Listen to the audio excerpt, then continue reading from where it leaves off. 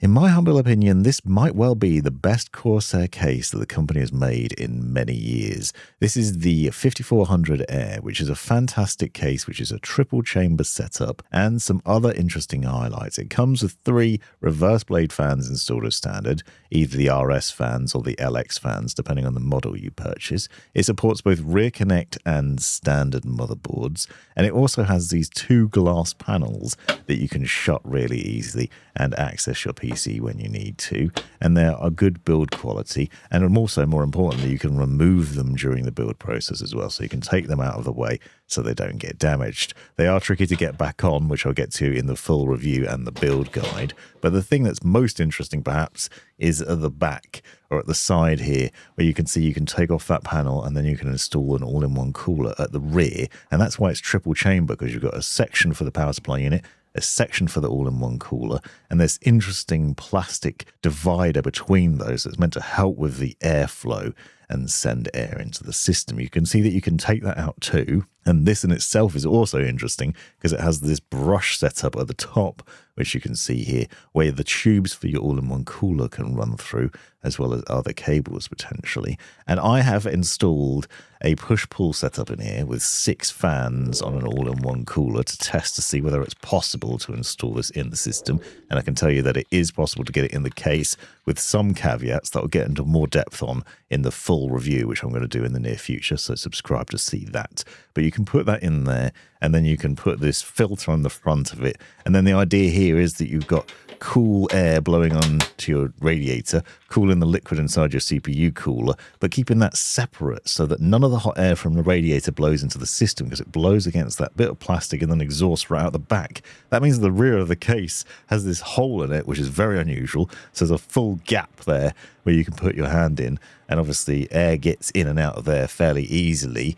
But in theory, dust shouldn't, because it's blowing out the back there, so that's pretty interesting. And that's what makes this case interesting, is that triple chamber setup. Install some exhaust fans on the top of the case, and you've got a very straightforward build with nice airflow for your graphics card and your main system, and then separate airflow for the cooler. Now, other highlights include the brush system appearing down the edge. So when you go to install your cables for the power, for your motherboard or for your graphics card, usually you have to run them through rubber grommets and things like that. But in here, you've got this brush system along the side, which basically allows you to hide the cables more neatly. That makes things a little bit tidier, I think, for cable management. And it also rubs up against the clear panel that blocks the airflow of the cooler as well. So it's kind of interesting and neat and different to a lot of other cases that I've seen. Corsair cases or other cases, I've not really seen that in there. And then you can end up with a pretty clean looking build with everything separated out.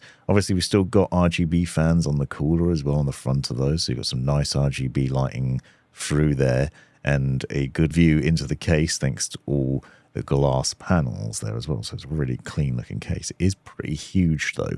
The size of it is beneficial because it means there's plenty of space at the back, as you'd have with a dual chamber.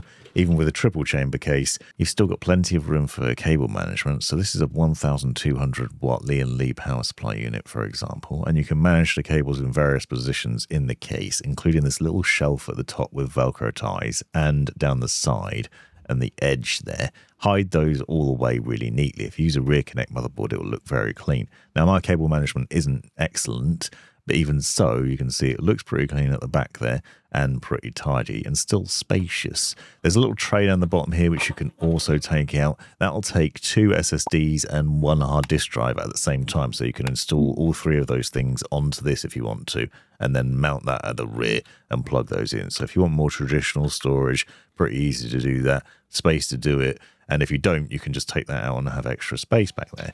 Now, you can put the door back on, obviously, another door that's removable. A lot of the doors and panels can be taken off during the build process to make life easier. Hide that shame away, but you can end up with a really clean looking build in the case, as you've seen, and I think this is going to perform really well. Now, this is not my in-depth review of the case. I want to go into a lot more depth on this, show a couple of different setups in it with different fans and different logic, and do thermal performance testing and other things, and talk about some of the small things that I discovered during the build process, like the way you have to do things in a certain order because it comes a little bit fiddly and tricky.